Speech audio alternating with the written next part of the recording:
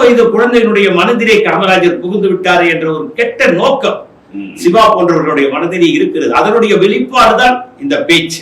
அதுல இன்னொன்னு சொல்லி நீங்க சொன்னதுல ஒண்ணு என்னன்னா, அந்த ஏசி இருந்தது இல்லைன்ற சர்ச்சைகள்லாம் இருக்கட்டும்.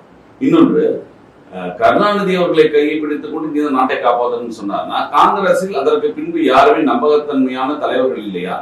எங்க நான் என்ன கேட்கிறேன், பெருந்தலைவர் காமராஜர் அவர்கள் முதல்வர் கருணாநிதி அவர்கள் கையை பிடித்துக் கொண்டு நாட்டை காப்பாற்றணும்னு சொல்ல வேண்டிய அவசியமே இல்லை. யாரும் ஒத்துக்க மாட்டாங்க. எப்படி நீங்க யாராவது ஒரு படித்த இளைஞரை போய் அது மாதிரி கேட்டிருப்பாரா கேளுங்க, யாரும் ஒத்துக்க மாட்டாங்க.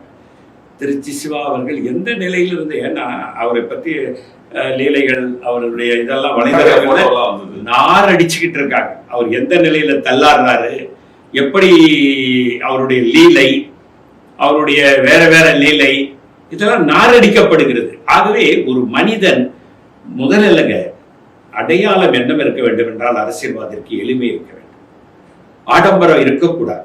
அதே நேரத்தில் எளிமையோடு சேர்ந்து ஒழுக்கம் இருக்க வேண்டும்.